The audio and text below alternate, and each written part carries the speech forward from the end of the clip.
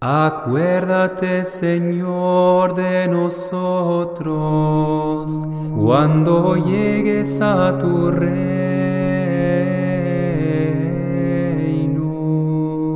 Beatos los pobres de espíritu, porque de ellos es el reino de los cielos.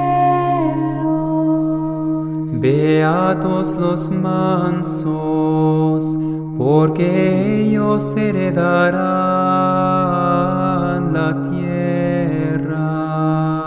Beatos los que lloran, porque ellos serán consolados.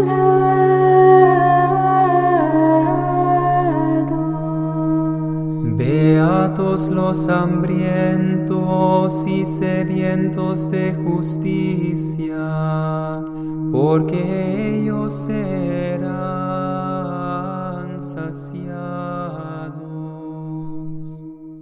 Boa noite a todos, bem-vindo a essa nossa nova palestra agora, de novo, da comunidade de cristãos de Campinas, dando boas-vindas a todos os participantes dessa palestra. Em primeiro lugar, gostaria de agradecer à Sociedade Antroposófica por ceder o link para a gente, o Zoom. Então, agradecemos muito a eles por terem cedido o link para que a gente pudesse fazer a nossa palestra dessa noite. Temos também o prazer de contar com o sacerdote Renato, que tem liderado todas as nossas palestras da comunidade Cristãos de Campinas, para mais essa palestra de hoje, onde ele vai falar as bem-aventuranças do Sermão da Montanha. E queríamos lembrar que essa palestra, dessa vez, ela vai ser dividida em duas partes. Então, hoje a gente está fazendo a primeira parte dessa palestra, e no dia 28 de agosto, mesmo horário, às 19h30, nós teremos a segunda parte dessa palestra.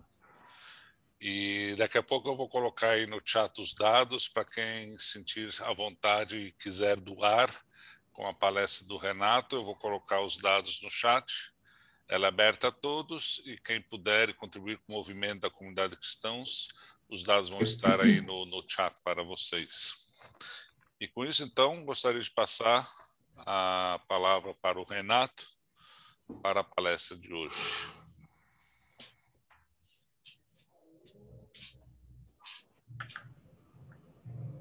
Boa noite a todos. Alegria, mais uma vez, estarmos aqui com vocês, né? Como eu sempre tenho essa sensação, né? A comunidade de Campinas ampliada, porque a gente vai longe aí com as pessoas, né? Vão os amigos de Campinas, é óbvio que estão aí, mas também vários outros de outras cidades, de outras localidades, participam conosco aqui desse momento. Então, como o Uwe já falou, né? Eu pensei assim, dividir, porque, na verdade, esse tema, poderíamos até tratá-lo em uma hora, mas eu acho que a importância do tema e as reflexões que a gente pode fazer me pareceram que seria bom a gente desmembrar em duas partes. Então, claro, hoje vai ter uma parte começo, meio e fim, mas não vamos tratar todas as bem-aventuranças. Então, a ideia seria fazer uma introdução do contexto, né, dessas palavras no Evangelho, né, no Sermão da Montanha, tratar algumas delas e deixar as demais para serem vistas na próxima vez, no próximo mês. Foi esse o motivo, então, que me levou a isso. E, para iniciar, então, eu sei que talvez é conhecido de muitos, né, talvez até de todos, essas bem-aventuranças, né, e elas inauguram o que no Evangelho de Mateus é o chamado Sermão da Montanha. São os 3 capítulos, né? O capítulo 5, 6 e 7 do Evangelho de Mateus. Eles estão preenchidos com isso que, segundo a tradição, é uma grande fala, né? Um grande ensinamento, né? Um grande sermão, daí o nome que Cristo falou em cima de uma montanha. Depois a gente vai falar mais um pouco da montanha, mas assim, é um conjunto de textos, né? de ensinamentos, e o primeiro deles é justamente esse, que são as bem-aventuranças. Depois prossegue outras palavras, outros outras mensagens, né? Mas elas, de alguma forma, estão logo aí no início. Então, para a gente começar, eu gostaria de ler esse trecho do Evangelho de Mateus em forma completa, não o sermão inteiro das montanhas, não os 3 capítulos, mas apenas as bem-aventuranças. Então, para quem depois quiser continuar com a leitura, um aprofundamento em casa, podem olhar. Então, Evangelho de Mateus, capítulo 5, as bem-aventuranças vão do versículo 1 ao 12. Vendo as multidões, Jesus subiu a montanha e se sentou. Os discípulos se aproximaram dele e ele, abrindo a boca, começou a ensinar-lhes. Bem-aventurados os pobres no espírito, porque deles é o reino dos céus. Bem-aventurados os que sofrem, porque serão consolados. Bem-aventurados os mansos, porque herdarão a terra. Bem-aventurados os que têm fome e sede de justiça, porque serão saciados. Bem-aventurados os misericordiosos, porque alcançarão misericórdia. Bem-aventurados os de coração puro, porque verão a Deus. Bem-aventurados os que promovem a paz, porque serão chamados filhos de Deus. Bem-aventurados os que são perseguidos por causa da justiça, porque deles é o reino dos céus. Bem-aventurados sois vós, quando vos injuriarem e perseguirem, e mentindo disserem todo mal contra vós por causa de mim. Alegrai-vos e exultai-vos, porque é grande a vossa recompensa nos céus. Pois foi desse modo que perseguiram os profetas que vieram antes de vós. Esse é o texto completo das assim chamadas bem-aventuranças. E o que eu gostaria de começar com vocês, antes de entrar nas bem-aventuranças propriamente ditas, é olhar com atenção essas primeiras palavras, essa introdução, que eu percebo que muitas vezes é simples, né? E passamos direto por elas e já vamos lá na primeira das bem-aventuranças. Mas eu gostaria de dedicar um tempo a essas primeiras palavras, né? Talvez só como comentário também, né? A gente poderia assim dizer, né? Eu acho que aqui, né? Nesse Sermão da Montanha, nesses 3 capítulos do Evangelho de Mateus, a gente encontra, em certo sentido, um suprassumo, um resumo, a quinta essência, né, da própria mensagem do Cristo. E, em especial, nessas bem-aventuranças, a gente também poderia, talvez, a partir daí, quase que desmembrar toda essa mensagem do Cristo, né? Mateus conseguiu, né, resumir, claro, são as palavras de Jesus, né, mas aqui aparecem de forma bem resumida, bem condensada, como sementes, né, que contém praticamente tudo, né? E depois os evangelhos se desmembram em atos, ações e outras parábolas e outros ensinamentos, mas de alguma forma a gente quase que pode encontrar tudo aqui. Então eu acredito que é um tipo de texto, né, que vale a pena, que é interessante e é muito propício para um aprofundamento e para um trabalho. O próprio alguém não ligado ao cristianismo, né, como Mahatma Gandhi, também reconheceu nessas palavras a quinta essência, né, da própria mensagem. Deixa eu ver esse homem. Será que a gente pode desligar o microfone aí dessa criancinha linda que falou? Senão eu me desconcentro, vou ficar prestando atenção nela. Bom, como começa o texto, né? Vendo as multidões, Jesus subiu a montanha e se sentou.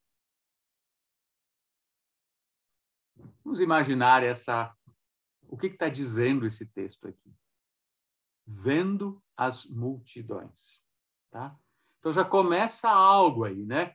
Cristo olha para a multidão, olha para a humanidade, olha para o ser humano, né? No mundo, o ser humano encarnado, o ser humano que está na terra, né? No vale, porque depois ele sobe a montanha. Então, aqui a gente já tem, pela ambientação, a gente vai ver mais detalhes, mas pela ambientação, aqui a gente já tem esse aspecto, né?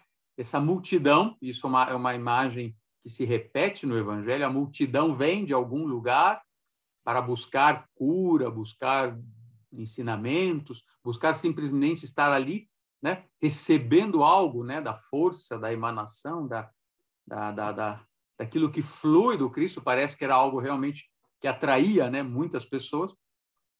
Só que agora a gente está olhando desde o outro lado, né? Cristo olha a multidão e, a partir deste olhar da multidão, ele decide subir a montanha. E podemos refletir um pouco sobre isso, né? Subir a montanha é um gesto que não é exclusivo do Evangelho, mas ele aparece muitas vezes no Evangelho, né? E Cristo subiu a montanha, ensinou aos discípulos, como está aqui, ou ele subiu a montanha com os discípulos exclusivamente. Aqui fala, inclusive, que a multidão está junto. Então, aquilo que ele falou foi dito a um público maior, né? Então, esse gesto de subir a montanha, de se elevar, de ir acima do vale, vamos dizer assim, da região onde a vida acontece, né? Onde estão as aldeias, onde as pessoas vivem, né? E no alto da montanha você está um pouco mais distante, né? Você está mais perto do céu, vamos dizer assim. E esse gesto de subir a montanha é um gesto comum, conhecido e até tradicional para muitas religiões. Muitas religiões até não cristãs, né, tinham isso como suas montanhas sagradas, né? E o elevar-se na montanha também é uma imagem, né? Também é um exercício exterior, vamos dizer assim, para uma atitude interna do ser humano. É como que eu me afasto um pouquinho do vale, do cotidiano, da vida comum, das coisas do dia a dia, porque aí a gente trabalha, a gente sofre, a gente luta, a gente vive, né? Come, dorme, trabalha, etc. E quando a gente sobe a montanha, é como se eu conseguisse, né, me afastar um pouco disso para ter uma visão mais ampla, para olhar com distanciamento, para olhar desde outro ponto de vista, né? Olhar no alto, olhar pelo alto. E como atitude interna é um exercício magnífico, né? Que algumas vezes no dia, ou pelo menos uma vez no dia, no final do dia, né? Antes da gente deitar, sei lá, no nosso quarto, no silêncio, acabou o dia, apagou a luz, desligou o celular, sei lá, parou de se preocupar com as coisas do dia a dia. Esse é o momento de subir a montanha, né? Mas agora subir a montanha interna, né? A minha montanha. Como é que eu me afasto, né? Aquilo que, por exemplo, na antroposofia a gente fala a nossa retrospectiva, né? A retrospectiva boa é quando a gente consegue subir a montanha, porque se eu fico preso nos problemas do dia, então não subi a montanha, ainda estou envolvido lá com a discussão que tive, sei lá onde, ou com o problema que tive que resolver e não resolvi, ou com a coisa pendente daquele dia, né? E aí a gente entra na retrospectiva e se perde no meio da própria retrospectiva, né? Eu não subi a montanha, eu fiquei no vale ainda, fiquei no meio das coisas inconcluídas da vida. E a retrospectiva justamente é isso, né? Como é que eu tomo distância e olho para a minha vida, olho para aquele dia, como o Steiner nos diz, né? No caso aí, retrospectivamente, sem parar nesse ou naquele momento, no sentido de olhar com um panorama. E isso essa qualidade da montanha nos dá, né? Pensemos na montanha, quem já subiu uma montanha mais alta ou mais elevada, né? Mais elevada ou mais baixa, a gente sabe, né? Agora eu já não tô mais preso nos acontecimentos ali do dia a dia. Eu tomei distância, eu consigo olhar de cima, né? O ar mais rarefeito, mais silencioso, né? Mais tranquilo, como eu falei, mais perto do céu, mais iluminado, talvez, né? Isso, de alguma forma, me dá um outro ambiente, na própria montanha exterior. E essa imagem que a gente pode agora se colocar e dizer o que significa isso de subir a montanha, né? E aqui Cristo diz, ele vê a multidão e cada ser humano tem a sua história, a sua biografia, suas necessidades, suas queixas, suas suas dores, né, seus sofrimentos, cada um de nós carrega junto. E ele olha para tudo isso.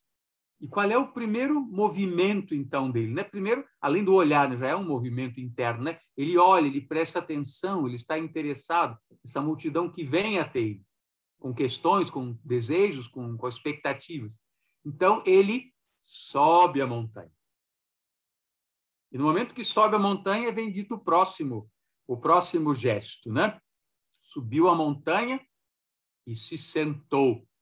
É muito simples, né? Para que eu estou perdendo tempo nisso? Alguém pode estar perguntando, mas eu acho que já cada palavra, cada gesto também expressa algo. Né? Ele se sentou. Se sentou. Isso também expressa algo. Ele vai ensinar, ele vai dizer algo, mas ele não vai dizer de pé. Ele não pegou um alto-falante, até porque nem existia, não botou a mão em concha na boca e começou a gritar. Ele primeiro se sentou. E o sentar-se também já é uma atitude. Vamos pensar no que é falar de pé, dizer algo de pé, ou diante de um público, diante de uma multidão, diante de pessoas que querem me ouvir, a gente se senta. Quando é que a gente se senta para falar? Normalmente na vida. É muitas situações, né? Mas uma delas, eu estou com um amigo, uma amiga, uma pessoa querida, um familiar, né? Vamos sentar e conversar um pouco. Isso já demonstra uma atitude. Não é que todas as conversas têm que ser sentadas. Vamos dar um passeio, vamos falar andando. Também é outra atitude. Mas aqui ele se senta para dizer algo. Então, isso também, não só o gesto de elevar-se, subir a montanha, mas agora de se sentar, se acomodar. Ele quer dizer algo a partir de uma atitude. Né? Como eu falei, né? O amigo lá está com um problema, ou a pessoa... Ou não é um problema, às vezes é uma coisa alegre, importante, mas vamos nos sentar, vamos falar bem. Vamos sentar e vamos conversar. A gente até fala isso, né? É porque talvez aquele assunto precisa de tempo, precisa de atenção, precisa de sossego. Não é para falar andando, nem falar rápido, nem falar as correrias, né? Mas vamos nos sentar e vamos conversar. Né? Já demonstra uma atitude. Essa palavra aqui em português, depois lá não tem uma tradução, mas do grego, vocês já ouviram a palavra cátedra, e daí vem a palavra até catedral, mas cátedra se usa também no ambiente universitário, e cátedra é a palavra grega que significa cadeira. Então, o que tem uma cátedra é um bispo ou um professor universitário, né? Eles têm a sua cátedra, o Papa também tem uma cátedra, e cátedra simplesmente quer dizer cadeira, muitas vezes traduzido como trono, né? Então, Cristo faz esse gesto de sentar. Não tinha uma cadeira ali, mas a palavra, o verbo em grego, na verdade, quer dizer sentar-se, né? E daí a palavra cadeira surgiu daí, cátedra surgiu daí. E a nossa cadeira surgiu daí, o nome. Mas o que eu quero dizer com cátedra, trazer para isso, é porque essa expressão entrou, por exemplo, na tradição cristã ou católica, como a sede, né? O bispo tem a sua cátedra dentro da catedral. É o lugar onde ele se senta para assistir o culto, né? O professor lá, universitário, tem a sua cátedra, segundo a sua matéria. Isso, a vida universitária, na verdade, vocês sabem que ela saiu, na verdade, dos mosteiros, né? do ensino religioso. Então, essa atitude de se sentar na cadeira para ensinar, de alguma forma, também é algo que aparece aqui. Isso também acontece no Oriente, vocês podem ver as imagens, por exemplo, né? Do Buda, né, esse representante tão conhecido aqui para nós, né, que, em geral, é representado como alguém sentado, né, não de pé, não atuante. Não que ficou a vida inteira sentado, mas isso também dá uma qualidade para a gente. Né? O que significa? Né? Porque em alguns outros momentos, a gente sabe, Cristo caminhava com os discípulos e perguntava, e ensinava. Né? Ou ficou de pé no barco e falou para a multidão. Então, são várias situações. Ele não sempre faz igual. Mas aqui, no Sermão da Montanha, ele vê, vamos repetir as passos, vê a multidão, sobe a montanha e se senta. E agora vamos repetir nós mesmos essa atitude. Né? Eu já falei da retrospectiva, do elevar-se interiormente, né? E ao elevar-se interiormente, agora nos sentamos, nos aquietamos, tá? De alguma forma, algo internamente naquele ser que se senta tem que justamente estar firme, bem posicionado, quieto, sereno. Então, isso também vai trazer uma qualidade naquilo que é falado depois, ensinado depois. Não porque outras atitudes não tenham suas qualidades. O falar caminhando, o falar de pé, né? Também traz outra dinâmica. Aqui, justamente, o gesto é muito significativo nisso, né? Do elevar-se interiormente e do sentar-se e ensinar. E, muitas vezes, os tradutores pulam essa parte, mas eu gosto sempre de reforçar, né? Viu as multidões, subiu a montanha, sentou-se, aí vem o próximo passo. Os discípulos se aproximaram, e esse momento aí eu acho bem interessante, né? Primeiro está descrevendo o Cristo fazendo coisas, né? Ver, subir, sentar, e isso gera a possibilidade que o discípulo se aproxime. E discípulo no sentido geral, a gente pode falar ali os 12, mas pode pensar toda a multidão, de alguma forma, quantos ali também poderiam ser contados entre os discípulos. Ou, na verdade, cada ser humano pode vir a ser um discípulo, né? Que se aproxima. Por que se aproxima? Porque vê que ele está quieto, sentado. Se ele está em movimento, talvez não consiga me aproximar. Ou eu tenho que entrar na mesma dinâmica. Ele tem que me levar junto se ele está falando em movimento com os discípulos. Aqui, justamente, dá a possibilidade para que qualquer um que o veja, né, no alto da montanha, sentado, se aproxime. Agora, é uma relação do ser humano em relação a ele. Antes são gestos que vêm a partir dele. Então, depois desse momento, então, os discípulos se aproximaram e ele, abrindo a boca, começou a ensinar. E esse abrindo a boca, vocês podem olhar depois nas Bíblias de vocês, a grande maioria dos tradutores tira essa expressão, porque como meio óbvio, né? Começou a ensinar, bom, com certeza, né? Ele falou, né? Mas eu acho que não é tão óbvio assim, se a gente vai nessa sequência, né? Ver a multidão, subir montanha, sentar-se, discípulos se aproximam, abrir a boca. Né? Para falar, neste caso, abrir a boca para falar. E aqui é um falar que tem a ver com o ensinar. Mas vamos pensar esse abrir a boca.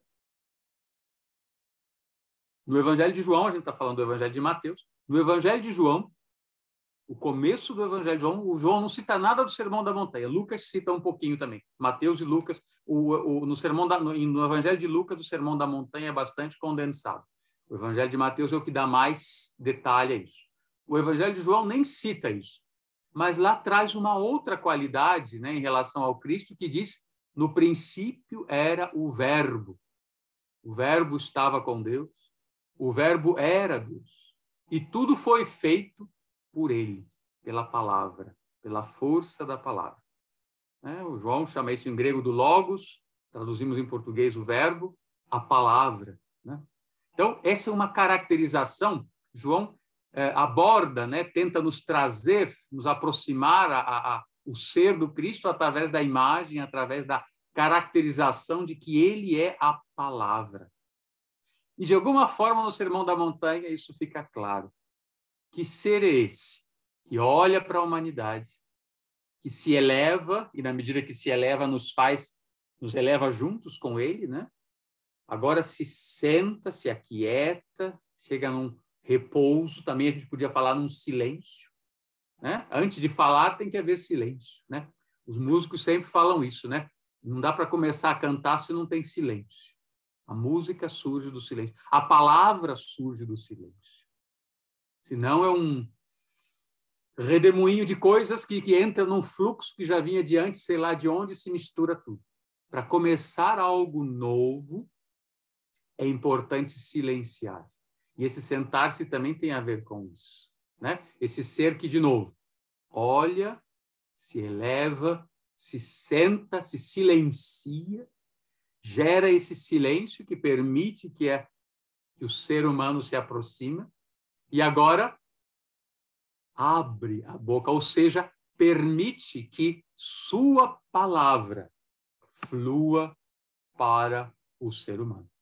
É uma outra maneira de olhar como Mateus também, né, agora desde um outro lugar, caracteriza a atuação e o ser do Cristo.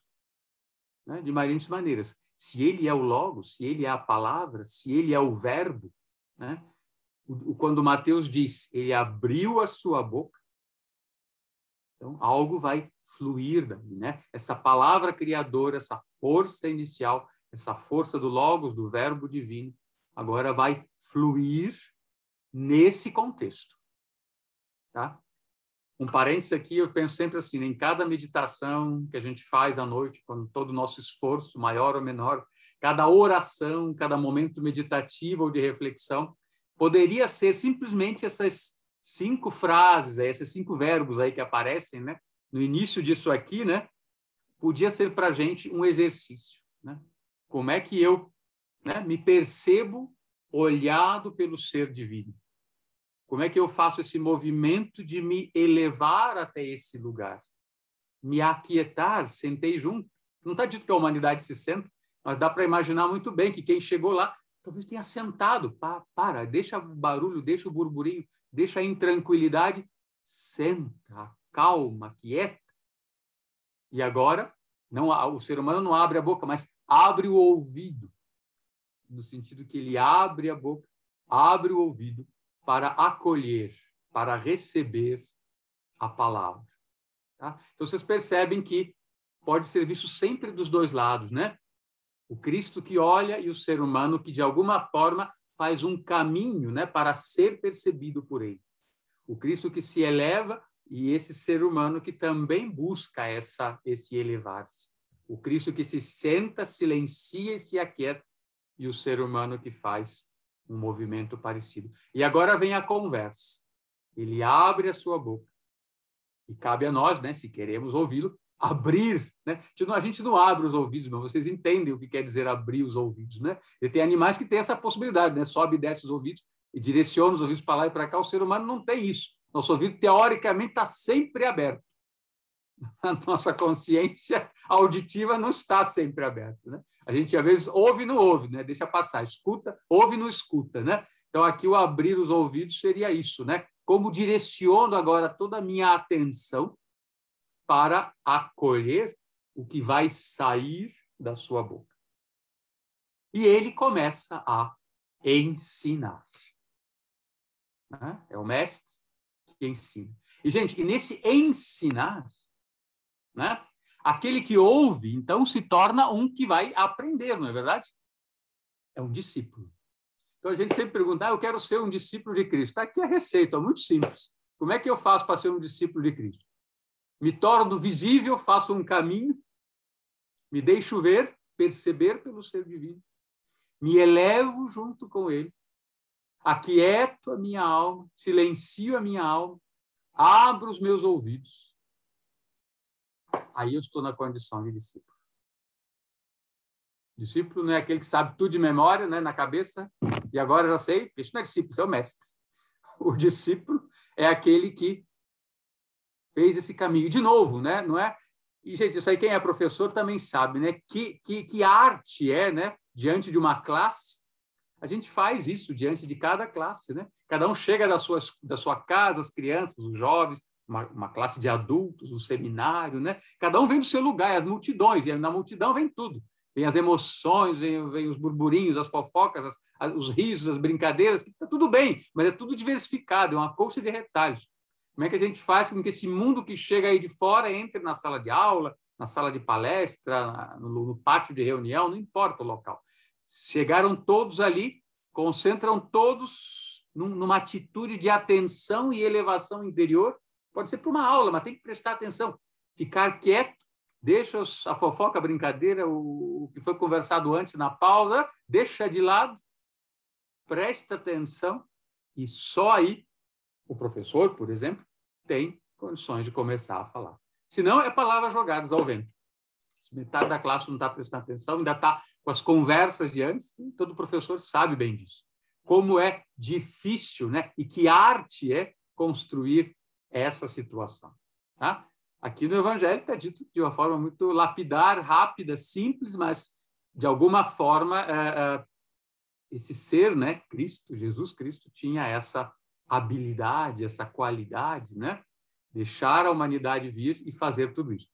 Eu agora imagino, né, que vocês de alguma forma agora percebem, né, como às vezes a gente no Evangelho passa tão rápido por algumas situações, e aqui a gente já tem, independente do que ele vai dizer, já tem passos, já tem caminhos dados, né, apresentados para que possamos já aprender muito com isso, exercitar isso, né, tanto na postura de discípulo, né, em relação a alguém que vai me contar algo, ou em relação ao próprio mundo divino, como eu falei, na minha retrospectiva, na minha oração, na minha meditação, na minha elevação dos meus pensamentos, na tentativa de estabelecer um diálogo, né, com o ser divino, com o meu anjo, com as hierarquias, com o que for, né, com os falecidos. Né? São todos exercícios, esse exercício serve para muitas situações, quando estamos na postura de discípulo, mas também a vida nos coloca, às vezes, na postura de mestres, né? Como eu falei, o professor, a professora na sala de aula, e não importa se é o jardim de infância e vai contar um conto de fadas,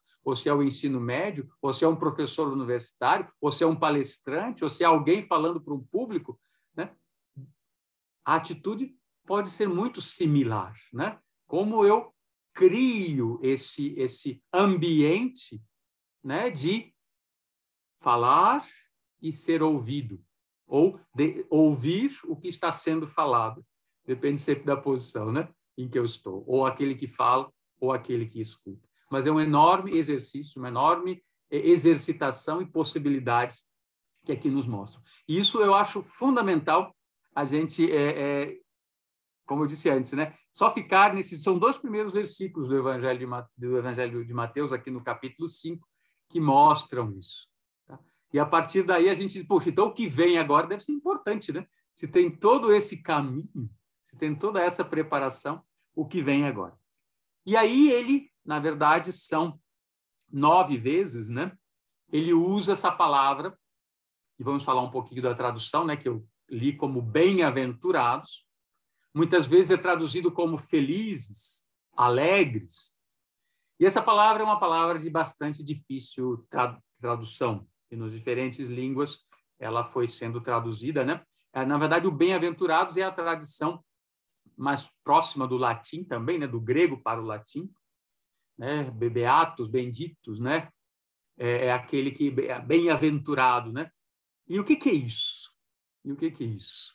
E também a gente podia ficar um grande tempo agora só refletindo e pensando o que é bem... Felizes se entende melhor, por isso alguns tradutores gostam da tradução felizes, porque ela, de alguma forma, é mais compreensível, né? A palavra bem-aventurado é daquele tipo de palavras que está na nossa língua, são palavras que foram muito usadas, hoje menos comuns nas conversas cotidianas, mas que, por um lado, a gente diz, eu sei o que é, mas a gente já não sabe o que é. Então, vamos refletir sobre ela. O que é bem-aventurado? Vamos desmembrar a palavra. Bem-aventurado. Aventurado. Aventura. O que é uma aventura? E aventura também é uma outra palavra que, na sua origem, já se afastou bastante, né? Mas aventura, todo mundo sabe o que é aventura. Não, aventura, eu vou pular de paraquedas. Nossa, uma aventura. Eu vou no parque de diversão, foi uma aventura. Adrenalina. Hoje a aventura está associada com adrenalina, ou com experiências fortes. Com experiência. Mas aventura vem de adventure, né? A palavra advento tem a ver com isso também. E o verbo que está aí dentro é o verbo vir, né? E o prefixo ad, o que está por vir. Tá? Então, uma aventura é aquilo que está por vir na minha vida. Tá? Uma imagem também, poderíamos dizer, do próprio destino, ou do meu próprio destino humano. A minha aventura terrena. Eu nasci nesse mundo, todos nós, né, cada um de nós, nascemos neste mundo para viver a nossa aventura. E não é só de adrenalina, não é só saltando de paraquedas ou fazendo algo excitante. É ir ao encontro daquilo que vem. Porque tem muito de mistério, tem muito de desconhecido, não sabemos o que é a nossa ventura, né? E a palavra ventura é menos usada ainda que a aventura, né? Ventura é um sinônimo antigo em português do destino.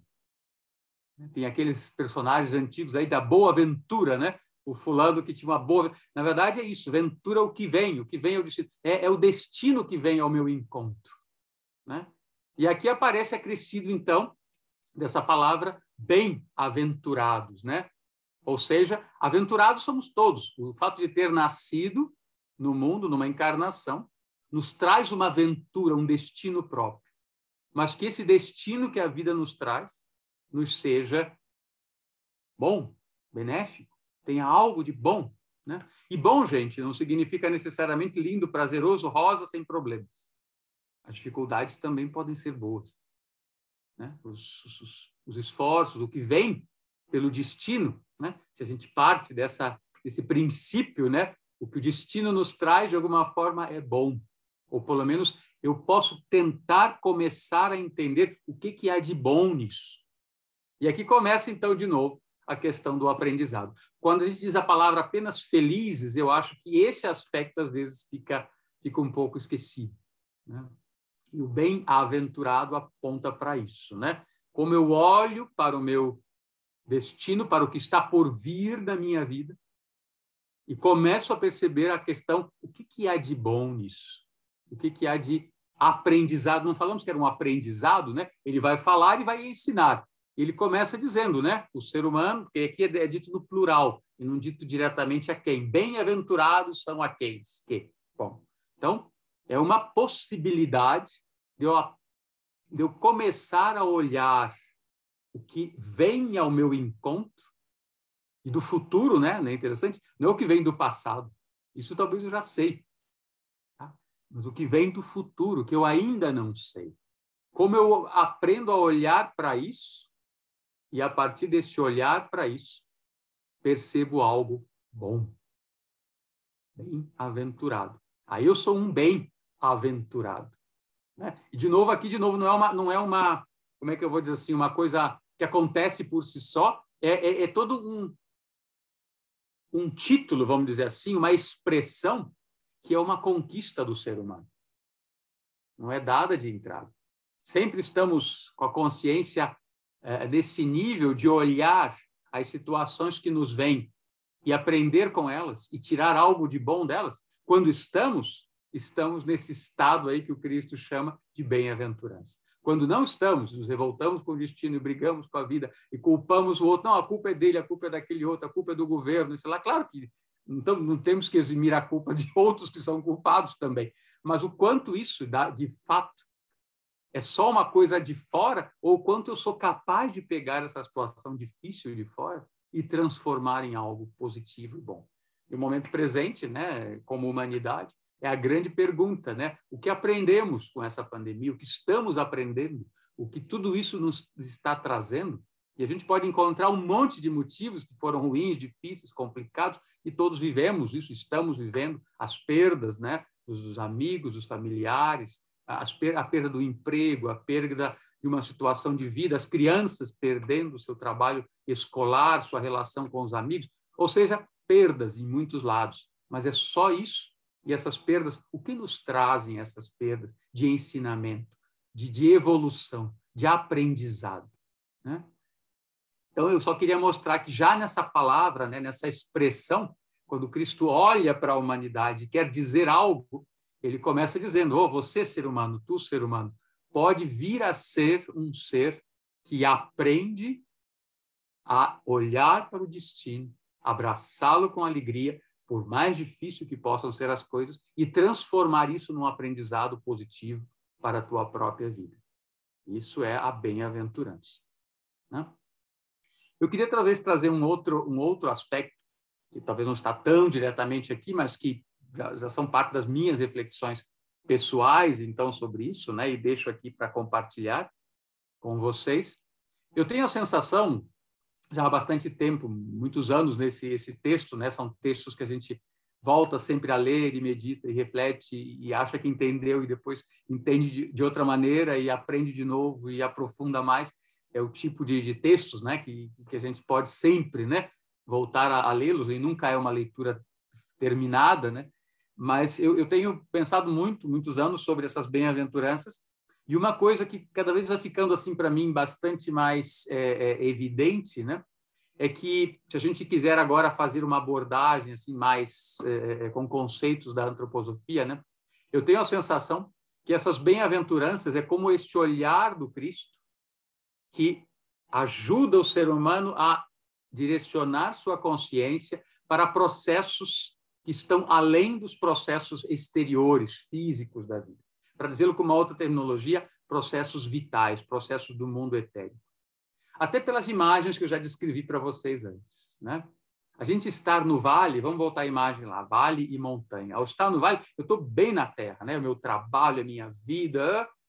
Me elevar na montanha, o ar é rarefeito, é mais silencioso, eu tomo distância, e é o gesto interior que a gente sai, né? Como está essa expressão na meditação, né? Eu aprendo a pensar sem usar o cérebro, um pensar que se independe, que se torna independente, uma consciência que não precisa sempre estar ancorada no organismo físico, porque a essência do pensar, por exemplo, ou a essência do meditar, ela se passa no âmbito das forças etéreas.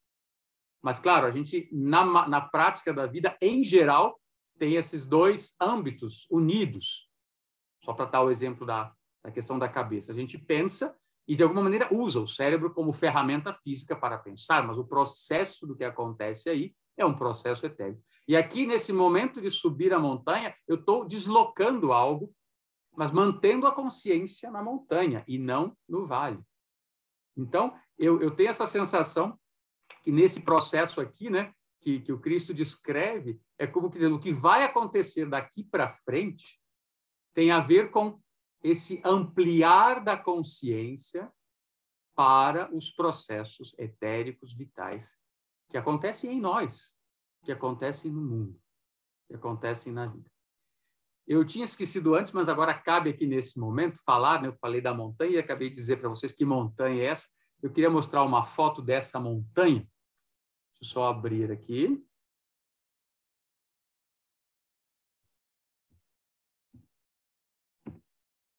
Beto, confirma para mim, por favor. Apareceu bem? Ok, apareceu.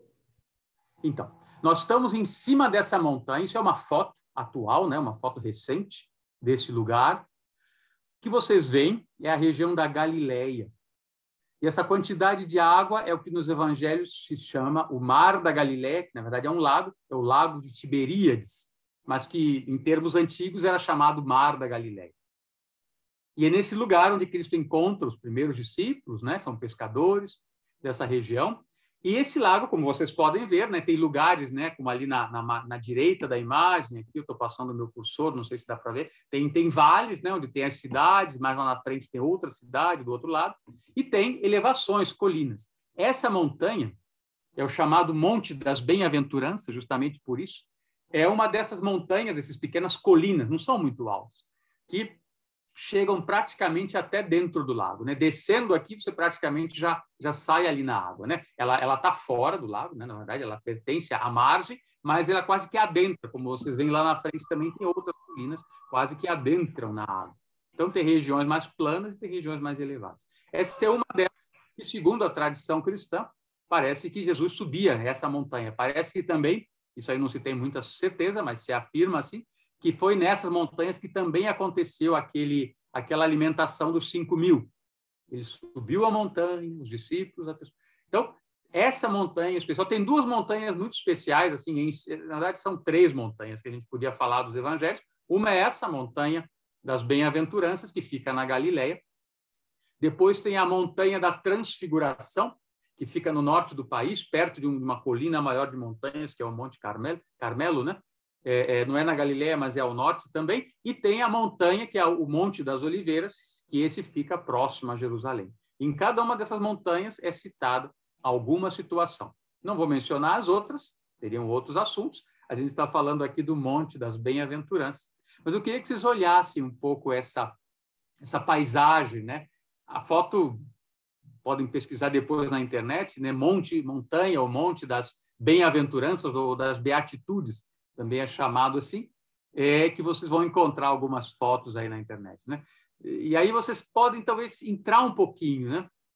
Talvez eu faça um pouquinho de silêncio e cada um mergulha um pouco nessa ambientação aí.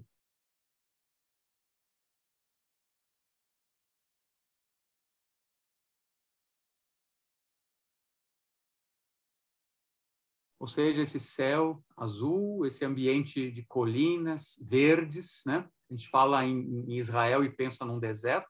A região do sul da Judéia, próxima a Jerusalém, é realmente árida, é quase um deserto. A Galileia é uma região de clima mais seco, mas não chega a ser tão árido. Então, é verde, né? É o celeiro do país, de alguma forma. É onde se produziam os alimentos, né? Onde esse mar da Galileia, um lago de água doce com muitos peixes, por isso haviam tantos pescadores, até hoje existem pescadores aí. É um mar abundante de vida, né? Então, isso que eu estou falando desse elemento etérico, né? Essa vida verde em volta, essa vida no mar, essas águas realmente são azuis, assim. Eu estive lá, tive a oportunidade uma vez de visitar Palestina, de visitar Israel, de visitar esse país, e subir nessa montanha. É realmente um ambiente assim muito aprazível, muito agradável. Claro, com certeza depende da época do ano, depende do momento, mas imagine um dia de sol, um dia cálido, né? O ar é seco, então não é aquela umidade, né, sufocante, mas também não é seco demais, muito verde, um vento agradável, olhando esse espelho de águas azul desse jeito que está aí, né, que espelha o céu, essas colinas em volta. Ou seja, dá para imaginar, né? Não é só lá, esses ambientes a gente vai encontrar em outros lugares do mundo. Mas essa situação, né? Para entrar um pouco nesse clima, o que ele está querendo, onde ele está querendo levar a gente? Né? Também fisicamente, né? Esse grupo de pessoas que subiu com ele a montanha, se sentou aí, olhou à volta. Já o ambiente em si natural, ele é muito favorável, né? A uma atitude de serenidade interior, de mergulhar, né? A consciência abrir-se para a vitalidade da natureza que nos cerca. Tem ambientes onde a gente não consegue isso. O alimento é árido, ou é frio demais, ou é quente demais, ou é vento demais, ou é chuvoso demais. Mas uma tarde assim agradável numa montanha com esse ambiente é algo fantástico, né? Ou pode vir a ser algo fantástico. Então, só para criar um pouco também da ambientação, né? Dos bem-aventurados, né? E agora vem a primeira delas. Então, tudo isso, gente, por isso dá para perceber que não dava para fazer essa palestra de uma vez, porque isso aqui já foi uma boa parte, né, da nossa conversa, estava justamente relacionada com criar a ambientação. E agora vamos tentar olhar, então, como ele fala, bem-aventurados, né? Aqueles que, de alguma maneira, conseguem, né, se exercitar para que a sua consciência se amplie nesse âmbito daquilo que está por vir, né? E o destino, gente, também é algo que tem a ver com esse fluir das forças etéreas que vem do futuro ao nosso encontro, né? Justamente a gente tem o fluir do tempo natural é o que vem do passado, né? Aconteceu e vai, isso é bem físico, até é mencionado, calculado, eu posso dizer os anos, isso já está escrito na história da Terra. O que não está escrito vem do futuro. E, de alguma forma, é o fluxo etérico, né? É como dois rios, né? Um que vem do passado e um que vem do futuro, e o tempo inteiro se encontram, né? E a nossa atenção, em geral, é o que vem de trás, e a gente, vai caminhando para frente, né? O que a gente deixou como marcas. Isso tem a ver com o tempo na sua dimensão, vamos dizer assim, espacial física, ficou na Terra marcado. E existe essa qualidade do que vem do futuro. Então, esse bem-aventurado é esse, é o ser humano que aprende a elevar-se e perceber o que acontece aí nesse âmbito, né? Bom, e aí a primeira das bem-aventuranças é essa que diz bem-aventurado.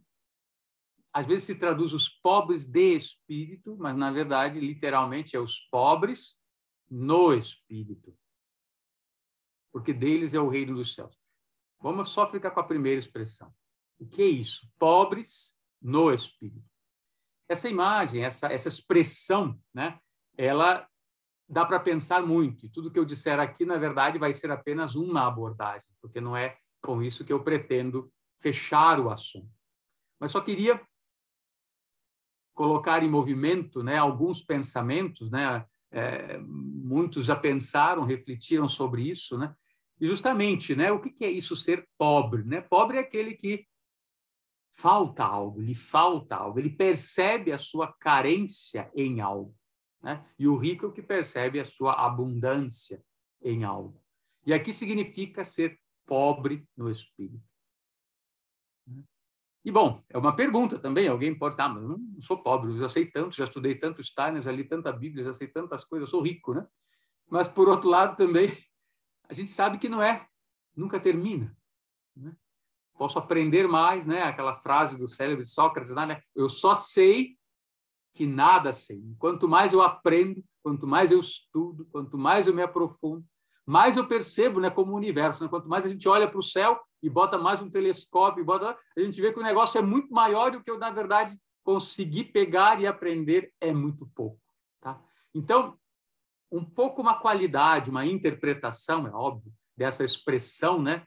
É o ser humano que agora abre sua consciência para o que é esse universo, esse mundo, essas forças, né, espirituais são tão grandes, né? O ser divino, né, Deus é sempre chamado, né, o grande, o onipotente, o inominável, o que abarca tudo, o criador. Diante disso, não existe consciência humana que não queira se colocar de forma tão arrogante, né, e dizer, não, eu abarco tudo.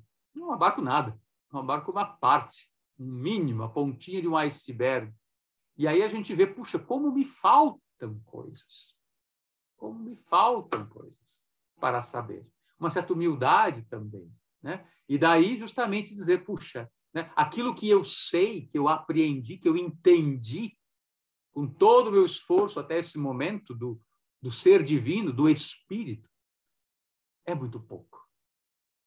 E é tão pouco que eu sou pobre, né? Um que busca entender mais, porque, na verdade, é isso, né? Quando a gente sabe, né? Quando a gente acha que sabe algo, a gente, em geral, estanca no aprendizado, né? Não tem coisa mais triste, né? A gente vê um professor, não é o professor Valdo, esse não acontece isso, mas vê um outro professor de qualquer lugar e é aquele que é o dono da verdade. E não dá mais para conversar, porque o cara já sabe tudo, não tem abertura, ele não avança mais. Isso vale para todos nós, né? Quando a gente acha que domina algo, e, claro, podemos dominar. Não precisa também ser uma falsa humildade, eu não sei nada, eu não entendo. Não, se alguém nos pergunta algo, é nosso dever até, se sou um professor de um aluno, ou se é uma conversa e eu conheço aquele assunto, é meu dever colocar à disposição, mas não com a arrogância de dizer, eu sei tudo e tudo que você disser aí não vai acrescentar nada para mim. Não é assim. Sabemos que não é assim, né? Então, quando a gente faz esse gesto, agora eu sei, agora eu domino, em verdade, eu estanco no próprio processo de aprender mais. E, ao contrário, quando eu coloco nossa, mas eu ainda não sei isso, eu ainda posso aprender isso, eu ainda posso ir além, né? Eu posso ir ao encontro disso, né? Pedir, né, que isso, de alguma forma, me seja ensinado, me seja dado, eu tenha acesso a isso. Então, a interpretação que eu gostaria de compartilhar com vocês dessa frase é um pouco essa, né? Pobres, né, nesse caminhar, entender o que o Espírito ainda nos pode dar. E somos muito pobres ainda, né? Pobre, gente, não significa miserável, relaxado, desleixado. Não é isso. É o que não tem, aquele que ainda quer alcançar. Eu trouxe uma imagem, e aqui também tem uma imagem para mostrar para vocês, porque as imagens falam mais que as palavras, né? Eu vou mostrar uma escultura. Acho que está bem, né? Não sei se... Tá ok, está aparecendo, Renato. Aparece a imagem inteira, Beto? Não tem nada cobrindo, não, né? Não, está inteira. Tá. Essa imagem é de um escultor alemão chamado Ernst Barlach. Ele vive, né, no início do século XX, na Alemanha, ele produz um trabalho artístico bem interessante, e depois, né, com o advento lá do nazismo, as suas obras ele foi perseguido, as suas obras foram rebaixadas, digamos assim, né, porque ele tem uma proposta social muito interessante com o que ele faz. Eu trouxe uma obra aí deles que chama A Pedinte. A tradução do texto é a pedinte, é aquela que pede. E o gesto mostra muito algo, né? Uma figura aí, pode ser um homem, uma mulher, na verdade não é nem tão importante. O nome é no feminino, talvez ele quisesse representar uma mulher, mas é independente disso, né? Alguém, inclusive a própria cabeça, o rosto está encoberto. Mas olha o gesto, né? Olha o gesto da mão esquerda, nesse caso aí, né?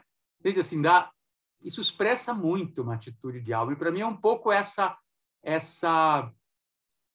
uma expressão, gente, não é certamente isso, mas é, de novo, uma outra, é uma imagem, né, que dá para a gente também usá-la como imagem meditativa, né? Eu até já fiz o exercício uma vez num curso com um grupo, eu pedi assim, aqueles que queiram, né, coloquem-se nessa posição, sentem no chão, né, tentem imitar o melhor possível a postura desse ser. E aí se perguntaram o que acontece comigo nessa posição. Ela tem uma mão apoiada no chão, né, bem no chão, ou seja, apoiando, dando firmeza, até equilibra esse gesto, e a outra mão em toda a extensão do corpo, vai lá até quase os pés, né, e o tronco se inclina e a cabeça se inclina, e a mão é o grande foco de toda essa figura, né? E a mão em forma de concha, como pedindo, ela não precisa nem pedir, né? Só o gesto dela já mostra este pedir, né?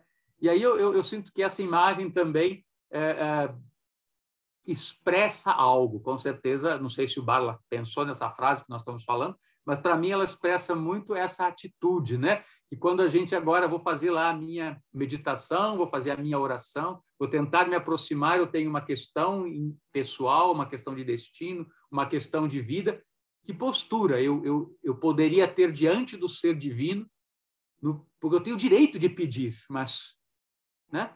Pode ser dessa forma. Alguém talvez possa questionar por que ela não olha, né? Pode ser, mas às vezes não. Até o olhar, de alguma maneira, também se volta para dentro, né? E a mão expressa toda a atitude do ser aí. Olha, me dê algo. Eu estou aqui numa posição de total acolhimento, né? Se a gente olhar também e virar um pouco a imagem, ela quase parece um ouvido, se vocês quiserem, né? O pavilhão auricular também, né? Com todas as suas curvas, né? Que de alguma forma, né, querem direcionar para esse ser algo que venha de fora. Isso já é uma outra interpretação. Vamos voltar aqui. Felizes, bem-aventurados, os pobres, né, os que pedem, os que imploram, suplicam algo em relação ao Espírito. Né? E se a gente não, né, e daí o próprio Evangelho também, Cristo fala em outro momento, né, se não sou eu lá que vou, bato, pergunto, peço, as coisas não vêm, né? Então, eu preciso primeiro a consciência de que me falta algo. Nessa consciência, eu me coloco em caminho, como a multidão, que estava lá em caminho, né? E agora vai ao encontro e pede algo. Felizes, bem-aventurados, a próxima, os que choram, os que sofrem, porque serão consolados. Eu vou ficar hoje só com esses dois. Nós vamos falar um pouquinho dos que sofrem, né? Às vezes se traduz os que choram, mas a palavra mais é os que sofrem, os que aguentam, suportam sofrimento. Tá? Tinha falado um pouco das forças vitais, das forças eternas, né? E a gente se pergunta quem aguenta em nós o sofrimento. Não é o astral foge do sofrimento. O astral sempre procura experiências novas, vivências novas, alegrias, excitação. É o que vive em cima da adrenalina, por isso eu falei da aventura. Mas a verdadeira aventura, quem carrega ela e quem a consegue acolher, primeiro estender a mão e pedir, né? É o primeiro gesto. E agora quem consegue agora carregar é o etérico.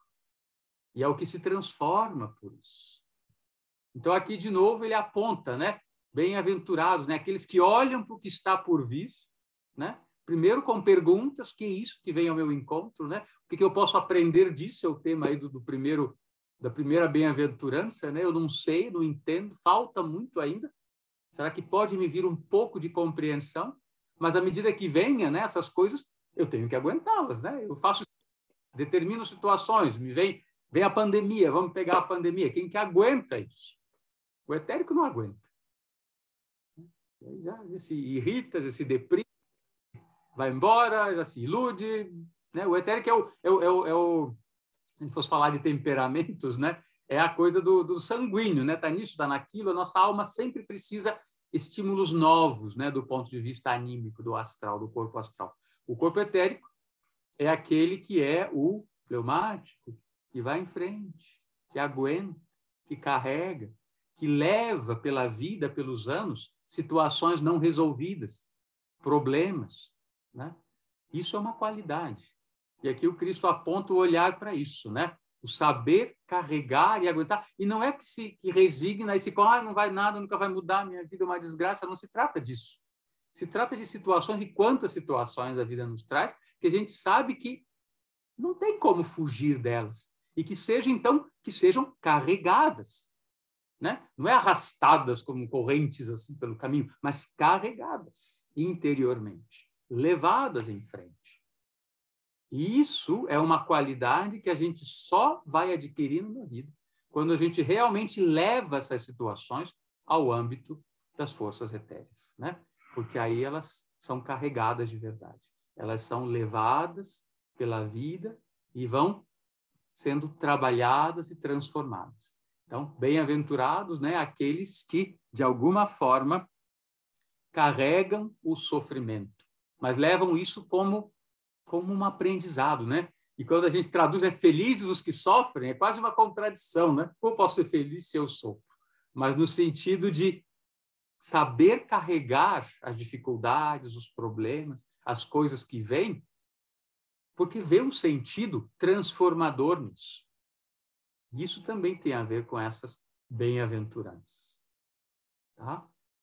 Então, gente, de alguma forma, eu até pela questão do tempo, da hora, eu queria deixar alguns minutos para a gente talvez colocar alguma pergunta, alguma colocação, mas foi intencional, né, que eu deixei bastante tempo para essa primeira parte, né, para o que acontece aí, e hoje tratamos essas duas bem-aventuranças, né, dos felizes. Eu não falei do reino de Deus, eu vou voltar a isso porque essa expressão aparece no final de novo, então a gente vai tratar lá.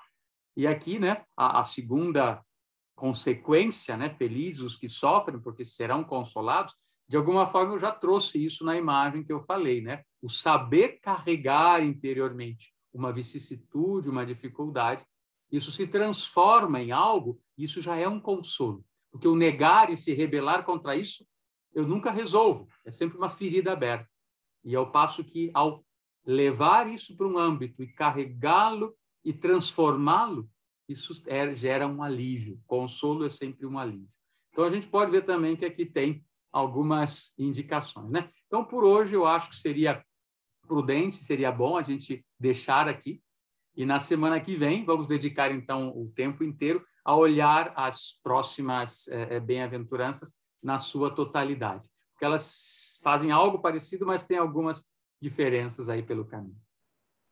Haveria algum comentário, alguma pergunta breve, né, para a gente não avançar muito no horário, mas queria Muito obrigado. Só para a gente organizar, quem quiser fazer pergunta pode ou escrever no chat ou simplesmente colocar eu no chat, que daí a gente abre o microfone para a pessoa para a gente seguir a ordem, então, para não abrir todos. Só colocar eu no chat e aí eu vou seguindo aqui, a gente abre o microfone para a pessoa falar. Ou escreve direto a pergunta e a gente lê a pergunta para o Renato. Quem quer começar?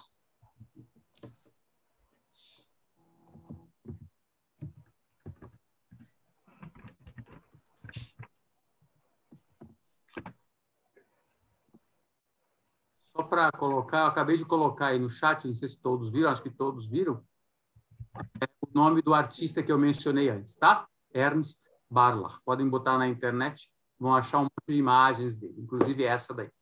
Por favor, alguém ia colocar algo? Não quis interromper, só quis acrescentar isso. A Ana quer falar, eu ouvi. Oi? A Ana se colocou no chat para perguntar. Ah, é? Eu não consigo Por ver ela aqui. favor. Por favor, abre. Ana, pode se colocar. Então, eu queria perguntar se nós podemos ter essa tradução das bem-aventuranças. Essa que ele está falando. Eu já falei, Ana, tá? Escrito em nenhum lugar. Ó, primeiro põe a palavra bem-aventuranças, tá? Eu posso escrever depois, então, eu passo para o Beto e... Esse é o meu pedido. Você depois escrever. Boa noite. Mas sou sincero, Ana. Eu vou assim, eu já eu li as palavras quase do jeito que estão ali, depois foi meus comentários, isso eu não vou escrever. Vou só falar o bem-aventurado. Poder escrever, está diferente nas traduções que a gente tem. Isso. Sim. Tá bom, obrigada. Obrigado.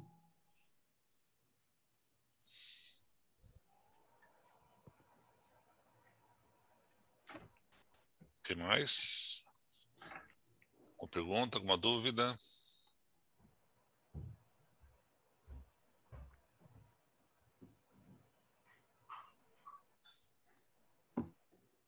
Não?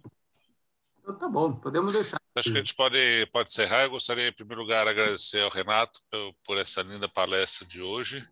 Lembrar que essa é a parte 1 da palestra, a parte 2 vai ser no dia 28 de agosto, às 19h30. Nós vamos estar comunicando pelo canal nosso de WhatsApp para todo mundo. Queria agradecer também novamente à Sociedade Antroposófica Brasileira por ceder o link do Zoom para que a gente pudesse realizar essa palestra de hoje. E avisar que a gente coloca a gente grava essas palestras do Renato e a gente coloca ele também disponível no site da Comunidade de Cristãos. Então, se alguém tem interesse de rever alguma coisa ou rever a palestra, ela está disponível também no site da Comunidade de Cristãos. Uve, só uma atualização. Nós estamos migrando as palestras todas para o canal do YouTube da Comunidade de Cristãos. Ele vai estar disponível a partir da semana que vem. Então, todas as palestras realizadas até agora, editáveis ou não, vão estar disponíveis no canal do YouTube. É só procurar no YouTube Comunidade de Cristãos Campinas, que vão aparecer as palestras lá, tá bom?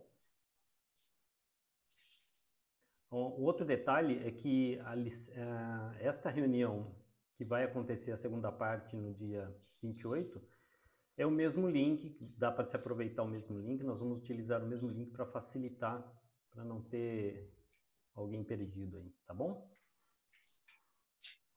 Beto, talvez, se não tiver mais nenhuma colocação ou nenhum aviso prático, antes da gente finalizar, como alguns entraram depois, né? O Beto selecionou, a gente em contato aqui encontrou uma versão cantada das bem-aventuranças em espanhol, e se a gente podia finalizar com elas, até para fechar assim, o tema, né? Alguém canta isso, aí dá para entender bastante bem. Eu acho que podia ser bonito a gente finalizar com isso. Então, aí você fecha a gravação depois. Pode ser, Beto? Pode ser. Só um momento. Bom, aproveito e já desejo uma boa noite a todos. Até o mês que vem. Boas aventuranças a todos. Obrigada, Renato. Acuérdate, Señor, de nosotros, cuando llegues a tu reino.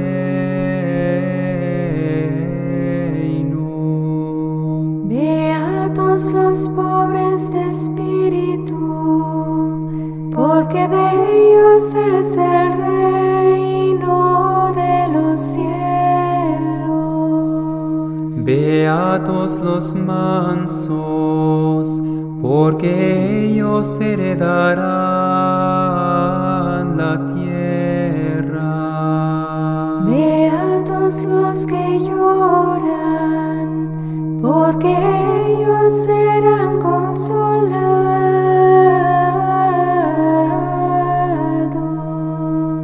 Beatos los hambrientos y sedientos de justicia, porque ellos serán saciados.